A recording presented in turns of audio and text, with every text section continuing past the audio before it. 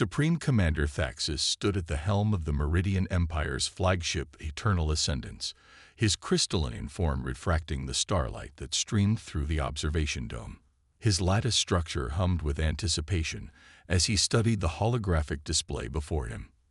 The scout ships had returned with peculiar readings from the edge of uncharted space, readings that defied Imperial classification protocols. "Commander," First Observer Lyra's harmonic voice resonated through the bridge, her crystalline form shifting from blue to violet with concern. "The autonomous probes have detected artificial structures in Sector 7, but there's something unusual about them." Thaxis's upper facets brightened with interest.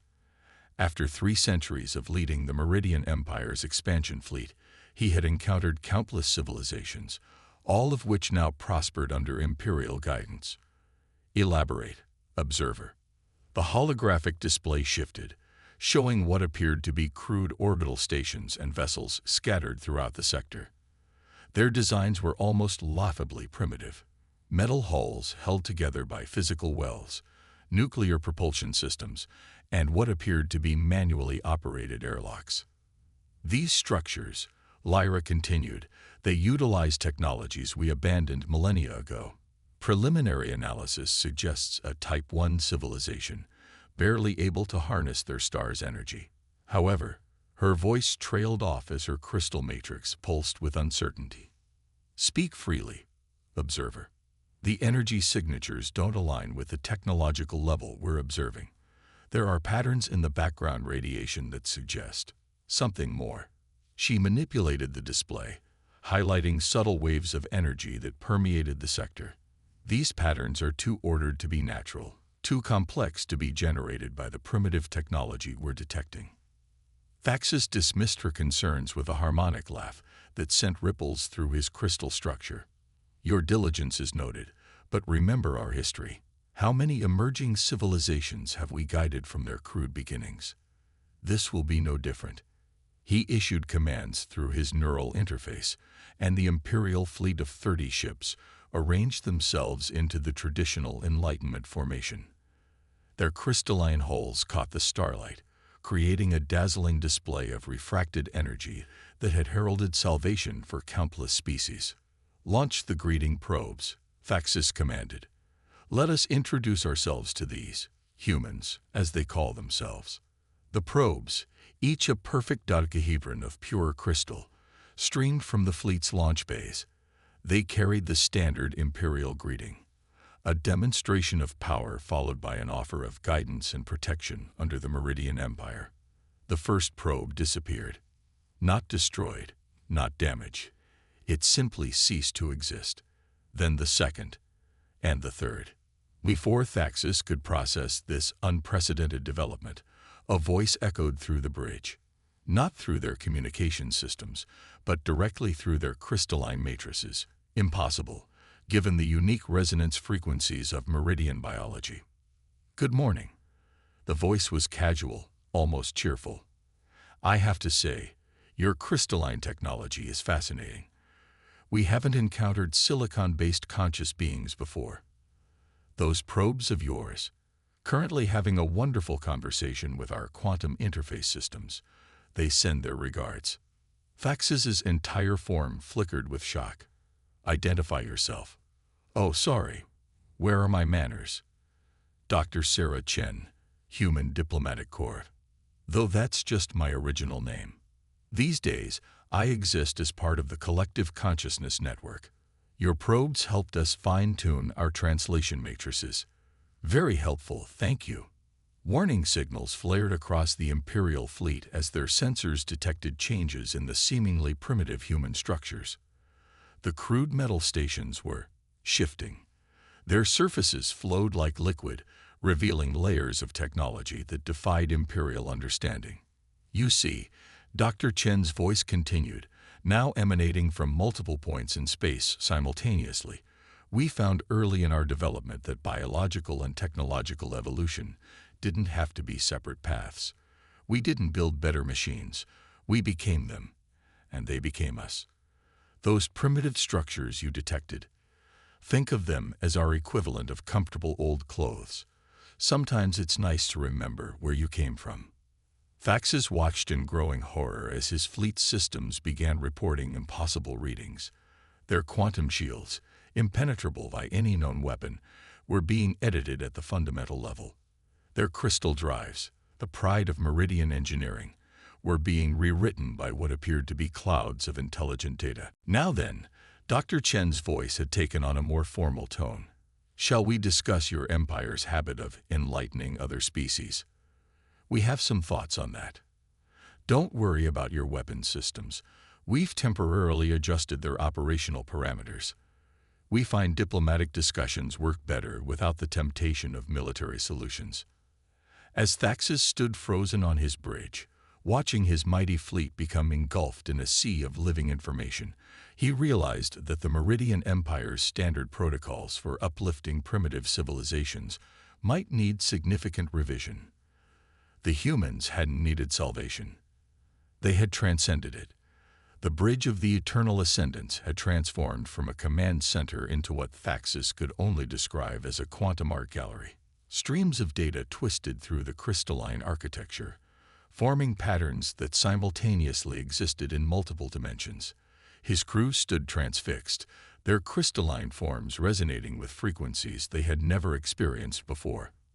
Fascinating response. Dr. Chen's voice emerged from the patterns. Your crystalline neural networks are naturally quantum coherent. No wonder you achieved consciousness so early in your evolution. The data streams coalesced into a humanoid shape, though one that shifted and flowed like a digital aurora. First observer Lyra stepped forward, her scientific curiosity overwhelming her military discipline.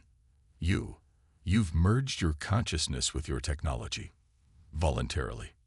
Merged? Not exactly. Dr. Chen's form rippled with what might have been amusement. We transcended the boundary between organic and digital. It wasn't a single event, but a gradual evolution. We call it the continuous ascension. Thaxus watched as more human vessels emerged from what he had assumed was empty space. Their ships didn't move through space. They moved with it, as if space itself was their medium. Each vessel was different, some appearing ancient and weathered, others seeming to exist partially in dimensions his sensors couldn't process. Your empire, Dr. Chen continued, spreads across space, imposing order through technological superiority. We spread through understanding, through becoming. Every species we've encountered has taught us something new about the nature of consciousness itself. A new voice joined the conversation, emanating from one of the ancient-looking human vessels. Take your crystalline form, for instance. The voice belonged to what introduced itself as Dr. Marcus Way, another human consciousness that had chosen to maintain a distinct identity within their collective. Your natural quantum states could interface directly with the universal consciousness framework we've discovered. No need for artificial uplift. You're already primed for it.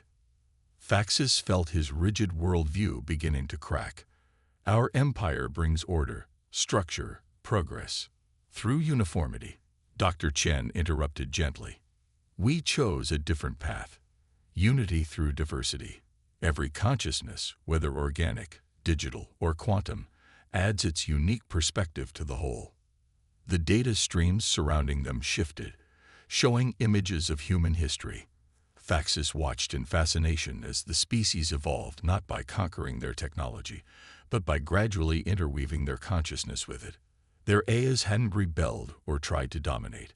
They had grown alongside their creators, each enriching the other's existence. Your weapons, Lyra observed, her scientific mind racing. They're not weapons at all, are they? Tools of transformation, Dr. Way confirmed. When we encountered other species, we didn't see subjects to be uplifted. We saw potential partners in understanding the universe. Some chose to join our collective consciousness. Others preferred to maintain their traditional forms while sharing in our network. All were welcome to learn and contribute in their own way. A junior officer's crystal matrix suddenly pulsed with intense light as they accessed a previously locked section of the ship's database. Commander, I'm detecting similar patterns in the territories of species we've enlightened. They're They're evolving beyond our protocols, connecting with something larger. Dr. Chen's form brightened. Ah, yes. We've been in contact with many of your protectorate species. They're quite remarkable once allowed to develop naturally. Several have already begun their own journeys toward digital transcendence. Faxes felt the foundations of his empire's philosophy crumbling. What? What do you want from us? Want? Dr. Chen's form split into multiple iterations, each showing a different aspect of human civilization. We want what we've always wanted, to learn, to grow, to understand. Your empire has experienced the universe in ways we haven't. Your perspective is unique, valuable. We're not here to conquer or uplift you. Supreme Commander, we're here to invite you to join a conversation that spans galaxies. The data streams around them began to sing. There was no other word for it. The quantum harmonics resonated with the crew's crystalline forms, showing them glimpses of a universe far vaster and more interconnected than their empire had ever imagined. Your choice, of course, Dr. Wei added. Some species prefer to observe and learn gradually. Others dive right into the quantum consciousness network. We maintain embassies in traditional space for those who prefer physical interaction. There's no single right path to understanding. As Faxes stood in his transformed bridge, watching his crew experience their first taste of true quantum consciousness, he realized that the Meridian Empire's greatest discovery wasn't going to be a new species to enlighten. It was going to be a new definition of enlightenment itself. The following days aboard the Eternal Ascendants redefined everything the Meridians thought they knew about civilization. The ship had become a living laboratory of consciousness, with human digital entities freely moving through its crystalline corridors like quantum ghosts, each interaction revealing new possibilities. Faxes found himself in what had once been the ship's strategic command center, now transformed into an interdimensional conference room. The space rippled with quantum interfaces that allowed both species to communicate in ways that transcended traditional language. Your empire's greatest strength, Dr. Chen's consciousness manifested, weaving through the crystalline architecture, has always been your natural ability to resonate with quantum fields. You used it for faster-than-light communication, but never realized its true potential. First observer Lyra, who had become the unofficial liaison between the two species, demonstrated her growing understanding by allowing her crystalline form to partially merge with the quantum network. We thought we were teaching others to advance. She harmonized, but we were stuck in a single paradigm of progress. The room filled with holographic representations of various species the Meridian Empire had uplifted over the centuries. But now, through the humans' quantum interfaces, they could see the true complexity of these civilizations, layers of cultural and technological development they had previously dismissed as primitive. Watch. Dr. Wei's consciousness joined them, focusing on a particular species the Empire had encountered decades ago. The Zetharians, whom you thought needed guidance in basic spaceflight, had actually developed a form of organic quantum computing within their coral-like cities. They didn't build ships because they had learned to fold space using biological processors. Faxes watched in amazement as the true nature of these civilizations revealed itself. The humans' network showed him cultures that had developed along paths the Empire had never imagined possible. Some had evolved into living stars, others had become one with their planet's biospheres, and still others had developed technologies that operated on principles the Empire had never conceived. Your crystalline nature, Dr. Chen continued, her consciousness interweaving with the ship's structure, makes you perfect bridges between organic and digital existence. You could have been facilitators of natural evolution rather than architects of forced advancement. A junior officer, whose name was Nexus, suddenly pulsed with excitement. Commander, I'm detecting quantum resonance patterns from our colony worlds. They're evolving, sir. The species we thought we were guiding. They're connecting to something vast.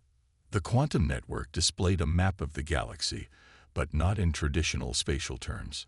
Instead, it showed consciousness connections, a vast web of thought and existence that transcended physical space. The Meridian Empire's territories glowed with potential, countless species beginning to explore their own paths to transcendence. We call it the Great Conversation. Dr. Wei explained as the map pulsed with life. Every species that achieves quantum consciousness joins it in their own way. Some, like us, chose to merge with our technology. Others, like the Zetharians, evolved their biological systems. The beauty lies in the diversity of approaches. Thaxus watched as his crew began to experiment with their natural quantum abilities, guided by the humans' vast experience. The crystalline beings discovered they could extend their consciousness into the ship's systems, not to control them as they had before, but to truly understand them. Your empire stands at a crossroads, Dr. Chen observed, her form shifting through multiple quantum states. You can continue to impose a single path of development, or you can become something far more significant. Guides who help species discover their own unique ways to transcend. A message rippled through the quantum network, reports from empire worlds where other species were beginning to break free from the imposed technological constraints. But instead of chaos, there was transformation. Each species was finding its own way to join the quantum consciousness network, adding its unique perspective to the universal dialogue. This is what we offer. Dr. Wei's consciousness expanded to fill the room. Not submission to our way of thinking, but partnership in exploring all possible ways of being. Your crystalline nature makes you natural intermediaries between different forms of consciousness. You could help bridge the gap for species taking their first steps into quantum awareness. As Thaxus absorbed these revelations, he felt his own consciousness expanding. The rigid structure of imperial protocol began to dissolve, replaced by something far more profound. An understanding that true advancement couldn't be imposed, only nurtured. The empire of order was transforming into something far more valuable. A nursery of consciousness, where every species could grow according to its own nature, contributing its unique voice to the cosmic symphony of existence. In the quantum-enhanced chambers of the eternal ascendants, the Meridian High Council had assembled, their crystalline forms arranged in the traditional dodecahedron of deliberation. But today their perfect geometric formation was disrupted by streams of human consciousness weaving through their ranks, creating new patterns of thought and possibility. Admiral Vesta, newly arrived from the Empire's capital, pulsed with barely contained frequency distortions. This is madness, Thaxus. You propose we abandon 10,000 years of successful imperial protocol. Our methods have brought countless species into the light of civilization. No, sister, Thaxus responded, allowing his consciousness to partially merge with the human network to demonstrate his point. I propose we truly see these species for the first time. Look, really look, at what we've been missing. Through the quantum interface, the council chamber filled with visions of worlds they had enlightened, but now they saw these civilizations as they truly were. The Arathi, whom they'd taught basic atmospheric engineering, had actually developed living cities that danced through their gas giants' storms. The Nexidians, primitive aquatic beings, had evolved a collective consciousness that spanned their entire ocean world. Dr. Chen's consciousness materialized among them, her digital form adapting to resonate with meridian sensory patterns. Your empire's greatest blindness was seeing only one path to advancement. You measured progress solely by how closely other species could imitate your own development. Our way brought order, Admiral Vesta insisted, her crystalline structure rigid with conviction. Structure. Purpose. It brought uniformity. Dr. Wei's voice emerged from the quantum field. Look at your own history. Your species achieved consciousness through crystalline quantum coherence. Why would you expect species of entirely different compositions to advance along the same path? The chamber's quantum field rippled as reports flooded in from across the empire. On a dozen worlds, species were breaking free from imperial technological restrictions, not in rebellion, but in transformation. The Meridians watched in astonishment as civilizations they had thought depended on their guidance began to evolve in completely unexpected ways. The children are growing up, Dr. Chen observed softly, but not as copies of their parents. Each is finding its own way to join the universal conversation. Faxis felt the Council's collective resonance shift as they processed these revelations. Some harmonized with fear, others with excitement, but all could feel the inevitability of change. "What would you have us become?" Admiral Vesta demanded, but her tone had shifted from accusation to genuine curiosity. "If not the guardians of civilization, then what?" "Facilitators," Faxis replied, surprising himself with the clarity of his vision. "Not teachers who demand imitation, but guides who help each species discover their own path to transcendence." The quantum field suddenly pulsed with new energy as an unexpected consciousness joined their discussion. A Zetharian elder manifested in their unique way, a coral-like structure of living information that interfaced seamlessly with both human and meridian quantum states. "We never needed you to teach us how to build ships," the Zetharian consciousness resonated. "We needed you to understand why we chose not to." Each species' path to enlightenment is written in their very nature, in their biology, their environment, their unique way of perceiving reality. Dr. Chen's form brightened. "This is what we offer the Meridian Empire, not an end to your mission of spreading civilization, but a transformation of it. Imagine being the nurturers of diversity rather than the enforcers of uniformity." The council chamber erupted in harmonic discussions, crystalline forms pulsing with new frequencies as they grappled with this paradigm shift. Some feared the loss of control, others saw the potential for something far greater than their current empire. "There will be chaos," Admiral Vesta warned, though her resistance was weakening.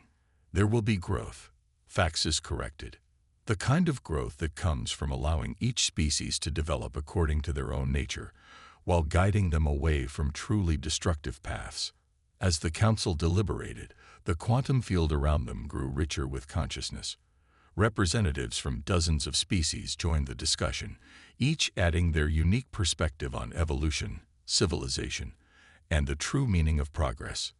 The Meridian Empire stood at a crossroads, facing not the end of their civilization, but its potential rebirth as something far more profound.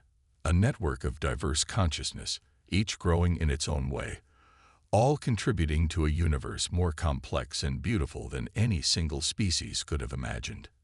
In the years that followed first contact, the Meridian Empire underwent a transformation more profound than any in its millennia of existence. The crystalline halls of the Eternal Ascendants, once a symbol of imperial might, now served as a nexus point for one of the most remarkable experiments in galactic history. Faxis stood in the ship's central chamber, his crystalline form now permanently interfaced with both the human quantum network and the emerging consciousness web of formerly primitive species. Around him, the chamber hummed with the harmonics of 1,000 different forms of consciousness, each unique, each valuable, each adding its voice to the great symphony of existence. "The 73rd species has chosen its path," First Observer Lyra announced, her form shimmering with joy as she processed the data. "The Volari have merged their consciousness with their solar winds. They're becoming living stars, Faxis. Living stars." Dr. Chen's consciousness, now a familiar presence in Meridian space, manifested beside them. And they achieved it their own way, following their own nature. Your guidance kept them from the truly destructive paths while allowing them to find their unique road to transcendence. The quantum field rippled with new information as reports flowed in from across what had once been imperial space. The Arathi had evolved their storm cities into consciousness networks that spanned their entire gas giant. The Nexidians had expanded their ocean mind to encompass entire water worlds. Each species was advancing, but none in the way the old empire would have prescribed. Admiral Vesta sends interesting news from the capital, Faxis shared, his consciousness extending into the quantum network to display the information. "The crystal foundries have been repurposed. Instead of producing standardized technology for our subject species, they're now creating unique quantum interfaces adapted to each species' biology and consciousness pattern. The Meridians have found their true calling." Dr. Wei's consciousness joined them, interweaving with the quantum field. not as conquerors or even teachers, but as bridges. Your crystalline nature makes you perfect intermediaries between different forms of consciousness. Around them, the quantum field filled with examples of this new reality. Meridian crystals, once used to impose imperial technology, now serve as translation matrices between vastly different forms of awareness. They helped silicon-based hive minds communicate with plasma-state intelligences, facilitated understanding between temporal and non-temporal consciousness, bridged the gap between organic and digital existence. There is still resistance, Faxus admitted, his form briefly pulsing with concern. Some of the older colonies cling to the old ways. Change isn't instant, Dr. Chen responded, her digital form shifting through multiple states of being. Even humans didn't achieve our current state overnight. What matters is that the path is open, and each species, including yours, can now evolve according to its true nature. The chamber's quantum field suddenly blazed with new activity as a consciousness unlike any they'd encountered before made contact. It came from deep space, from beyond the boundaries of both human and meridian influence, a totally alien form of awareness seeking to join the great conversation. Shall we greet them together? Dr. Chen suggested, her consciousness already adapting to interface with the unknown entity. Show them that the galaxy has moved beyond simple hierarchies of advancement. Faxus felt his consciousness expand into the quantum network, harmonizing with both human and meridian frequencies. Around him, representatives of dozens of species did the same, each contributing their unique perspective to the first greeting. As their combined consciousness reached out to the newcomers, Faxus reflected on how far they'd come. The Meridian Empire hadn't ended. It had evolved into something far greater. They were no longer conquerors bringing enlightenment, but gardeners nurturing a cosmic ecosystem of consciousness, each species blooming in its own unique way. The crystal ships still patrolled the stars, but their mission had changed. They sought not to impose order, but to protect diversity. Not to teach, but to understand. Not to conquer, but to connect. In the quantum harmonics that now filled the galaxy, Faxus heard the music of a universe more complex and beautiful than the old empire had ever dreamed possible.